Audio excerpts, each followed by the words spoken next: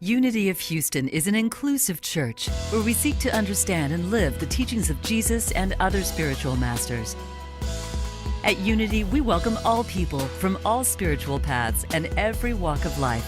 We celebrate the diversity of our city and of our world, and we teach love, tolerance, and oneness, seeking to live in harmony with open minds and open hearts. Wherever you are in your spiritual path, you are always welcome at Unity. Join us and discover that the life of your dreams is already within you. This is our last Wednesday night for the Christmas season. This is our sort of our parallel path we've been running with the Advent wreath or with the Advent themes. We went out of the blue. We went into something else that I follow the star. I think I remember that one, follow the star. And last week it was seek and ye shall find. And so this evening we are moving into the silence. And the idea here is that this is the bedrock. This is the deepest truth. This is the treasure. This is what we've been seeking. This is really the thing that it is the essence of itself. That in the silence, as baffling as that is in a noisy world, the silence is actually the place of greatest power and strength. It is our deepest truth. As we access the beauty and the deeper spiritual nourishment of the season, we can practice being in the silence, to take time to let go, knowing that this silent place in us is always available. It is the fabric between the carol music notes we hear this time of year. It is between the pulse of the twinkle of the Christmas lights, in the rhythm of the crowded marketplace, in the space between the sounds, between the thoughts, between the next thing, the next person, the next event, the next experience, the next to-do, the next gift to buy. In between, there's a space, and in that space, when you take it, when you move into that silent place, even for a moment, you drop down into eternity. It's when you touch base with it, you suddenly know it has always been there. And it is the same. And it is not same. This is the nature of being a physical being in time and space, and at the same time, at once, being eternal.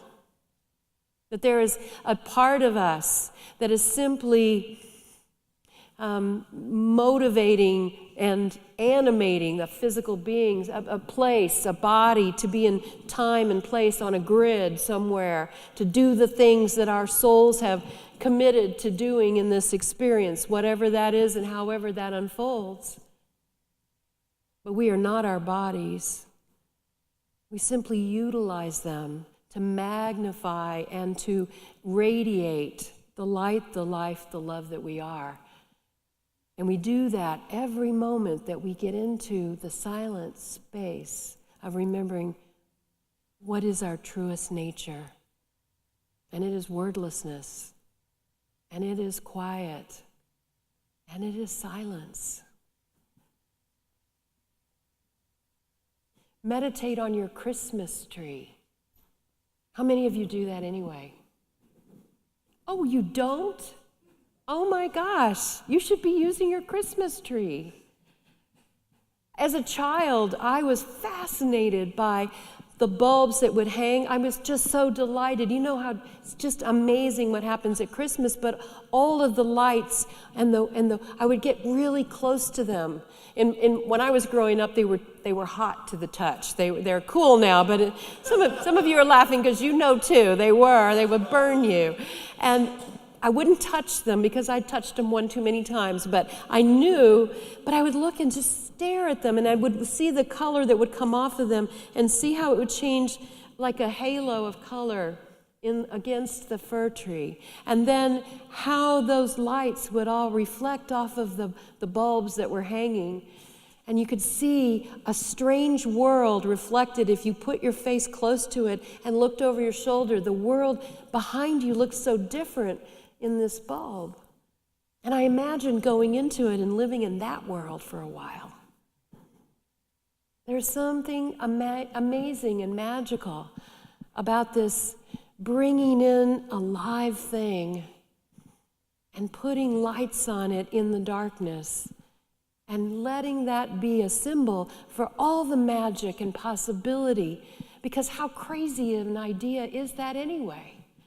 To drag a dead tree into your house and decorate it with lights and put stuff all over it and then put presents all wrapped up underneath it. That's a crazy idea. What other kinds of crazy ideas do you have? What kinds of crazy ideas should you have? Ramana Maharshi said, "Silence is unceasing eloquence."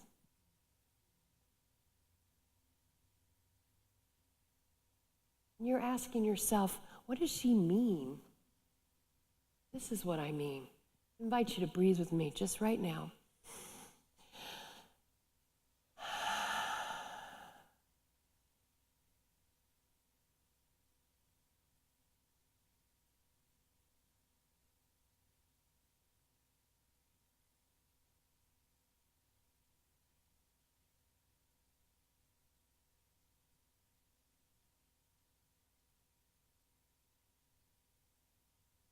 That's what I'm talking about.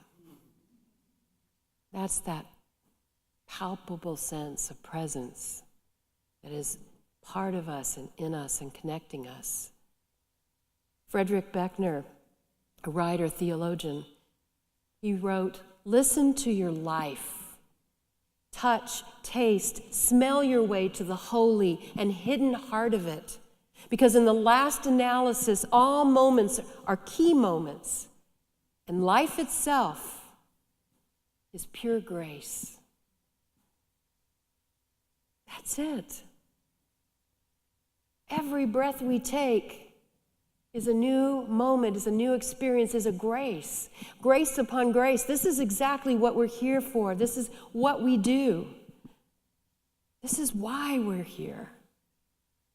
And this time of year, in some ways, to me, it just opens up the possibilities, because this is a wild and crazy season. There's no end to the beauty and to the love and to the joy that we can experience. And it's not obviously relegated to a season, but it's when we all sort of agree to come out and play in it.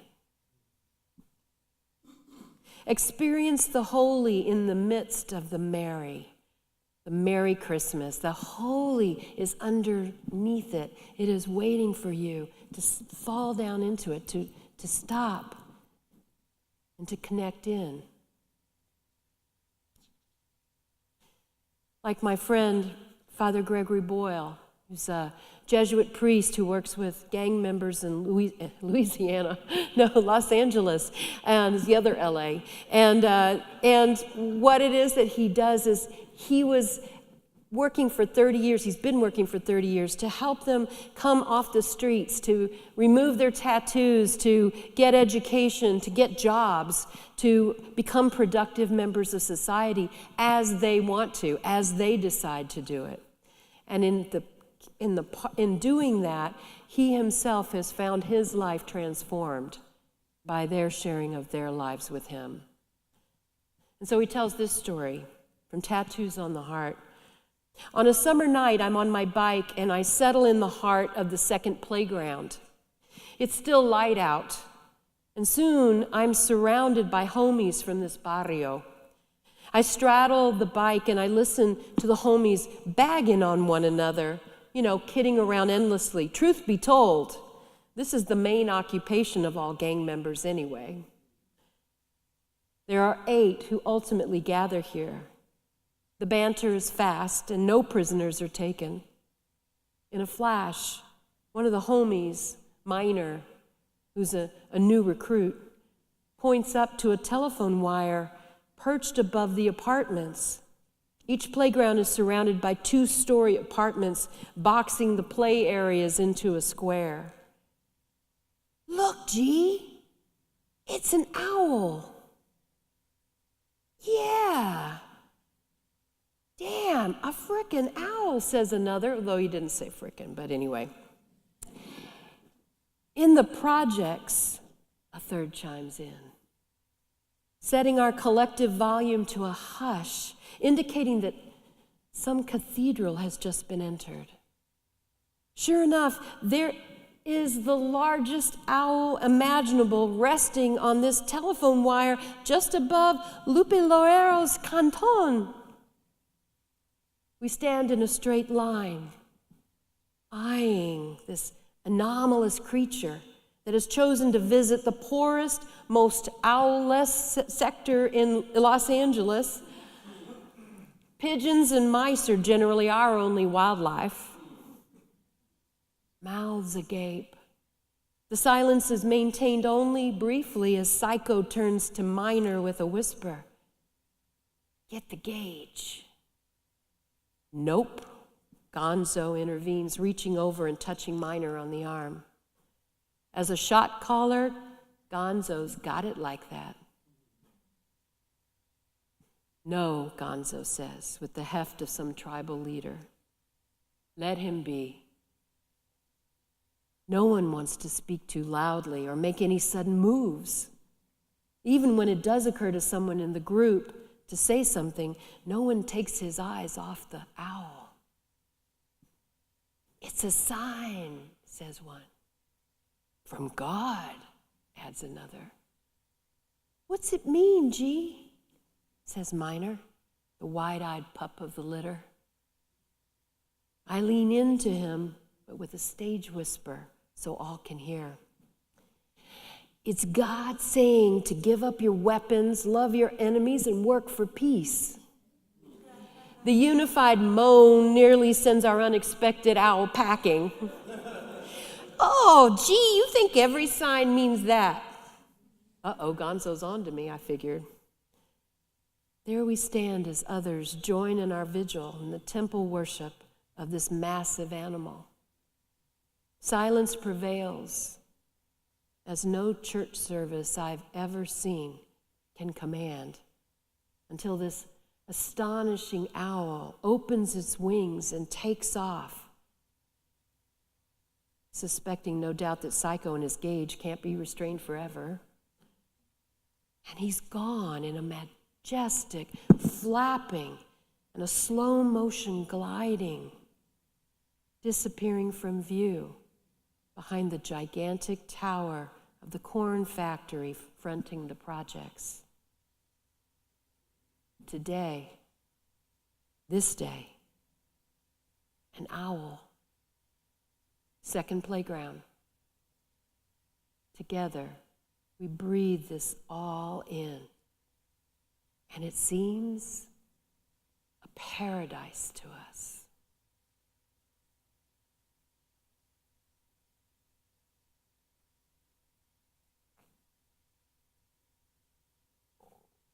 In a moment, the busyness, the rants, the raves, the ego, the stuff can fade in a moment when confronted with a pure silence,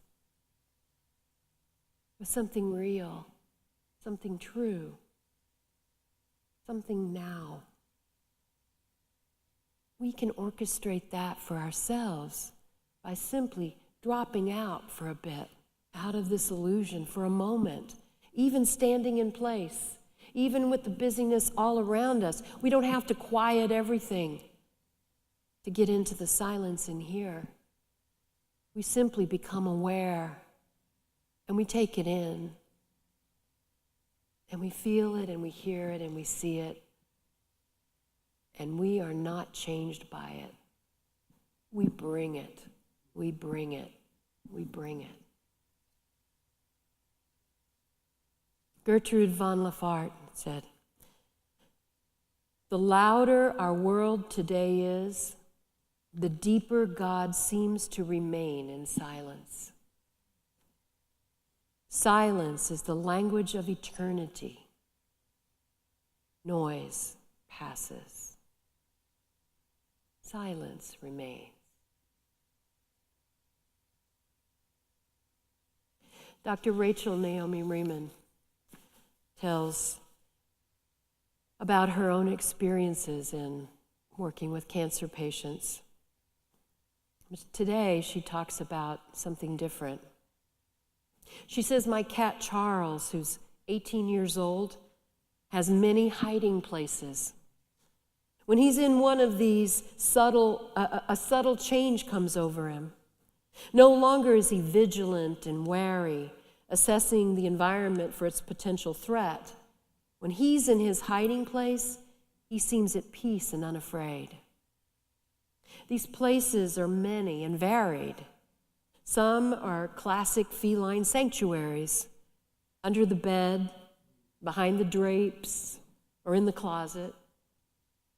Others are unique to the house we share, the nook under the stairs, or the place behind the television.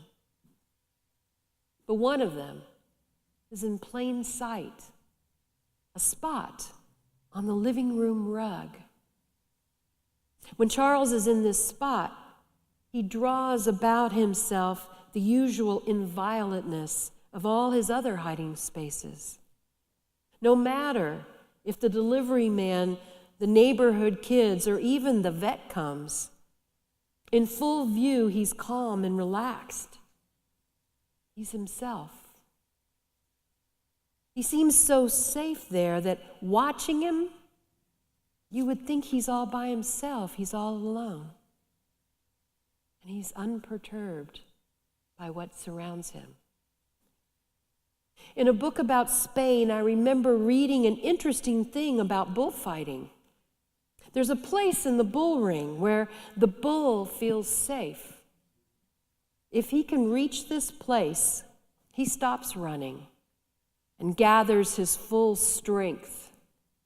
He's no longer afraid. From the point of view of his opponent, he actually becomes the most dangerous then.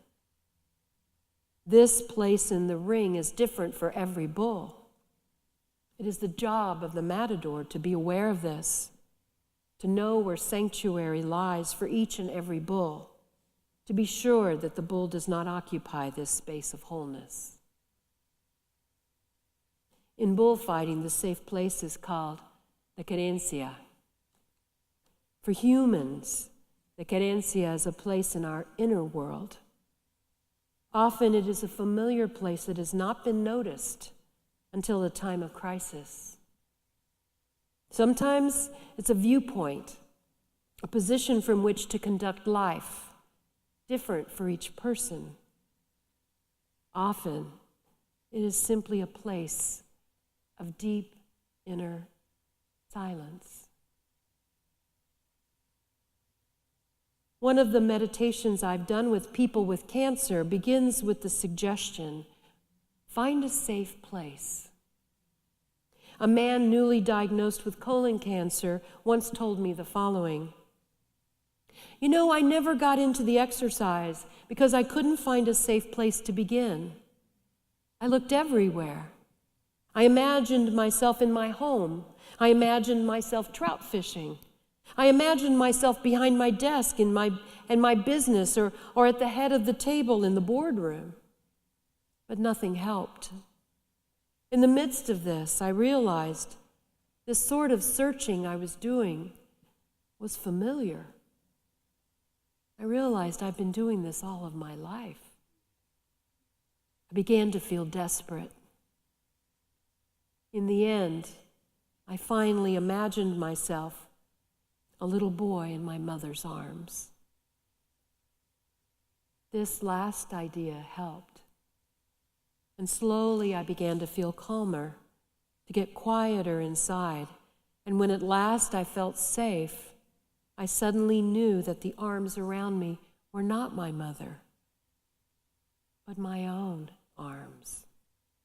The place of safety is inside me, not outside where I've been looking all my life. All those hiding places, all those achievements, it's inside me. That's why I never found it before. In working with people with cancer, I've seen the change which happens when a person finds their own querencia. In full view of the matador, they are calm and peaceful, wise even. They have gathered their strength around them. The inner silence is more secure than any hiding place. Adyashanti says, all that is necessary to awaken to yourself as the radiant emptiness of spirit is to stop seeking something more or better or different, and to turn your attention inward to the awake silence that you are. Awake silence.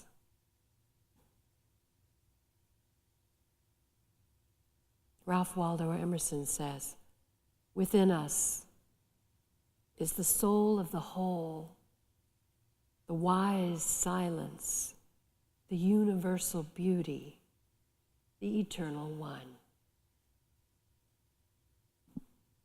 So I'm going to invite you to do this one more time tonight. I've done it already, but I'm going to invite you to do this. Some of you are sitting down, you think I'm going to make you meditate or something. No. I'm going to invite you to sing a cappella, Silent Night. Ready? Silent night, holy night, all is calm, all is bright, round yon virgin mother and child, holy infant, so tender and mild, sleep in heavenly peace,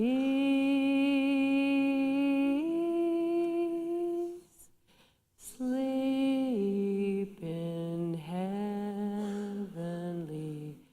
peace.